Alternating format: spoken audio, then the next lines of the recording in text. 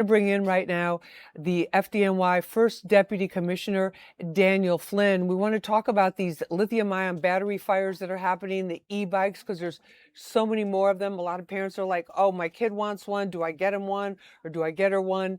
And there's a lot of safety concerns about it for people who have them, and then also for the firefighters who have to put these fires out because they're not just like any normal fire that they have been trained their whole careers to put out. So we're honored to have on the show First Deputy Commissioner Daniel Flynn with us of the New York City Fire Department to talk about this. Commissioner, thank you so much for being with us. We appreciate it.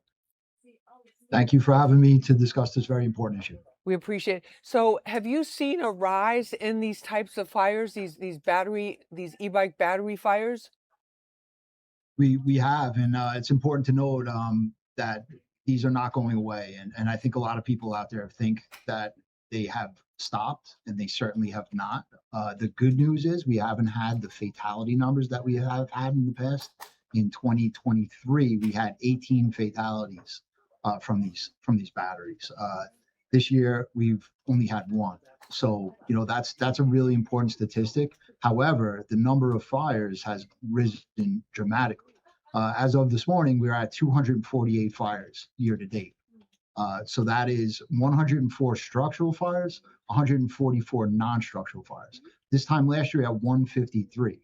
So that's comparatively 248 to 153 on the year to date. So we're almost 100 more fires than we had at this time last year. The injuries have remained consistent.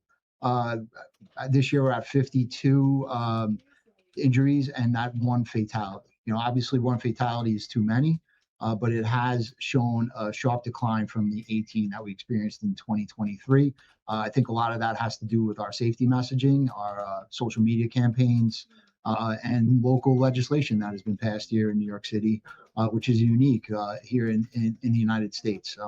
It enables us to go out and make sure that the batteries and the bikes that are being sold here in the city are tested by a nationally certified testing laboratory. Now, a lot of the fires, we were just showing some of the video from some of the fires over the last couple of years. It's almost looks as if there's like an explosion, and then there's a ton of smoke. But what makes these fires different from the fires that you all have been fighting for so many years? Yeah, you could really classify it as an explosion. It's a tremendous release of heat and fire in a very, very short period of time. These do not travel the way that we've seen our classic fires travel, where there's a small fire which ultimately becomes larger, and it takes some time for it to develop. These fires kind of mirror what we have seen traditionally in arson-related fires, where there's a gas pour, let's say. So the fire is a very large volume of fire in a very short amount of time. So by the time our fire units get there, and our response times are excellent, some of the best in the nation, we're about 4 minutes. So when you call 911 to dispatch those fire units, we're getting out there in about 4 minutes to your house. It's really an amazing feat. But even for us, when we do arrive at the scene, we're facing a very, very well advanced fire. Like I said, that mirror is almost like a gasoline pour. Many of our units have come to us after these fires and have told us there's no way this was a regular fire. This had to be an arson related fire. And then we investigate and we see that no, it was from a lithium ion battery, just because of the amount of time it takes for it to develop like it does. And then there was one story that I was on where the firefighters told us that you could put the fire out. It could appear to be completely extinguished, and then it spontaneously pops up in flames and not too far away, but it reignites on its own. Is that true? Did I understand that right? Yeah, yeah. When you see these battery cases, some of them are long, and you'll see them on like the neck of the bicycle. That case is holding many individual cells, so they almost look like what you have in like a D battery cell. So it looks the same. So there could potentially be hundreds of those inside that battery pack. So they could be expelled up to 60 feet when there's a fire. So they all have the potential on their own to cause individual fires. So that also mirrors arson related fires. So we could see several fires, several independent fires within that same apartment. So they all have the elements for fire within them. They all have oxygen. They all have the fuel for them to ignite. on their own. So there's potential for, let's say there's 100 cells in there. There's a potential for 100 individual fires within that apartment. Oh my God, that's incredible. What about in terms of safety for people? Because also too, I mean, we've seen you have too, you guys have too. There's a tremendous explosion of these e-bikes, and a lot of teens want them, a lot of kids want them. You know, a lot of adults are buying them just for their own transportation. But what are some of the mistakes that you've seen people make in these residential e-bike fires? Yeah, these are a huge value to our community. I don't want people to get this wrong.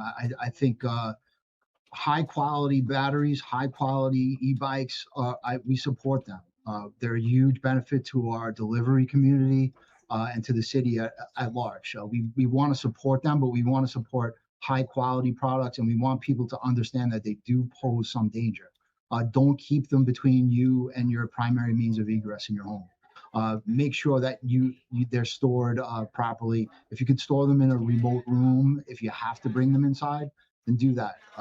But ultimately, what we really want people to do is store them and charge them outside the home, away from the building. And that, I think that message is getting out there, and that's evidenced by our non-structural data. Like I said, this year we have 144 non-structural fires. That would mean a fire that's just outside in the street. Last year we had 57.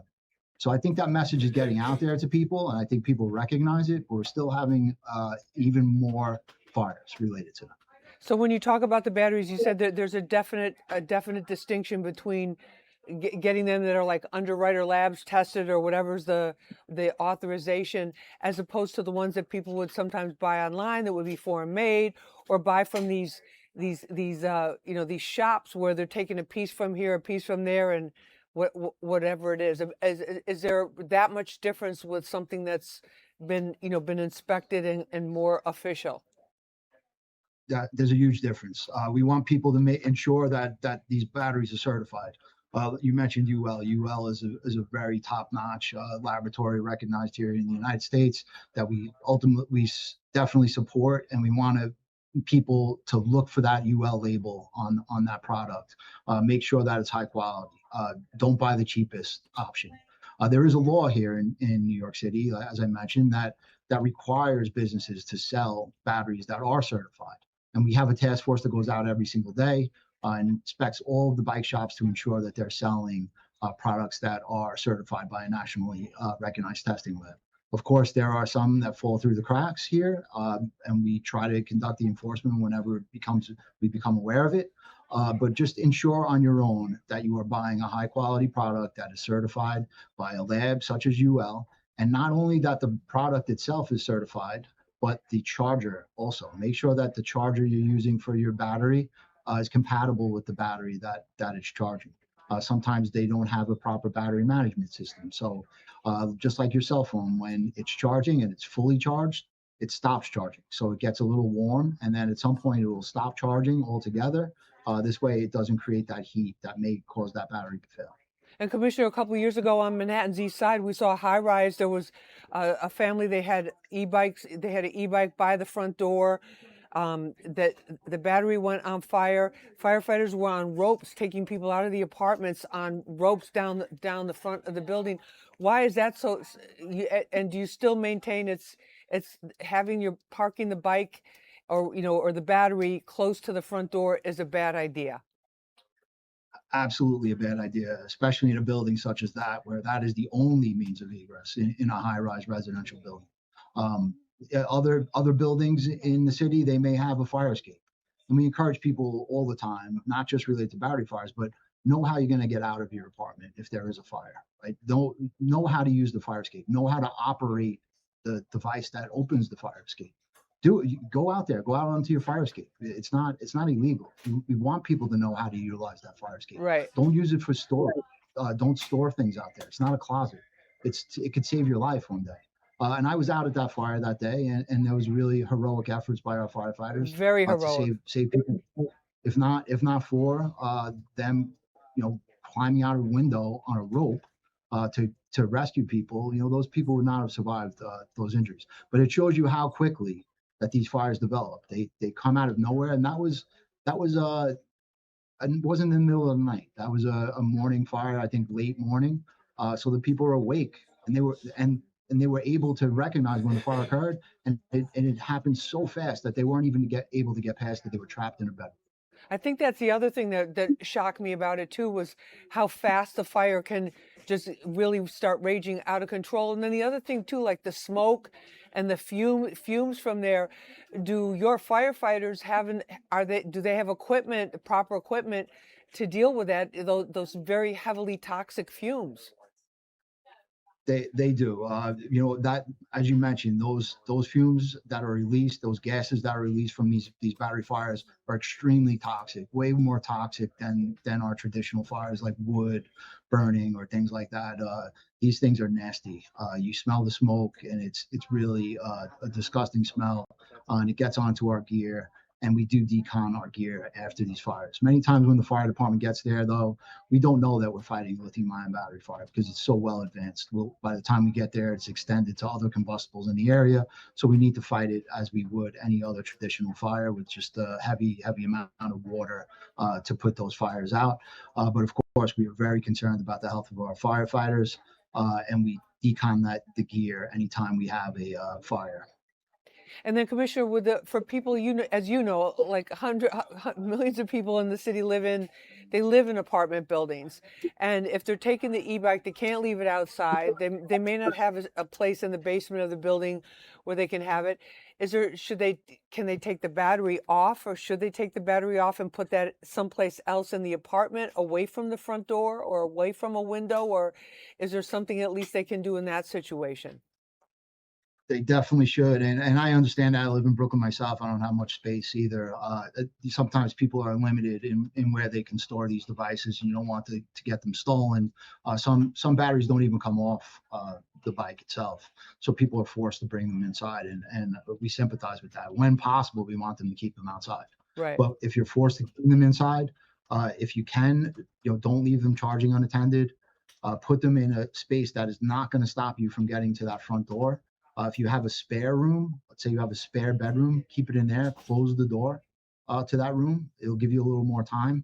And we stress closing the door always in any fire situation. You want people to isolate those fires, compartmentalize them. If you have a fire in your apartment, you're fleeing the apartment, regardless of the lithium-ion battery fire, any type of fire, we want you to close the door as you leave.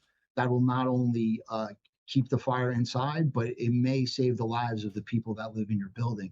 When that smoke gets out into the common hallways, it can definitely kill people. We saw that in that Twin Parks fire a couple of years ago, where we had many people die there. 17 people died. Everybody that died in that fire entered that common hallway. If they had just stayed inside their apartment, they would not have lost their life. Understand what type of building you live in. There are different types of buildings here. Some are we call them fireproof, and some are non-fireproof. If you live in a fireproof building, you should shelter in place when there's a fire. You don't have to leave your apartment. Understand what the differences are. Like I mentioned, if you have a fire escape, know how to utilize that fire escape. It's going to save your life.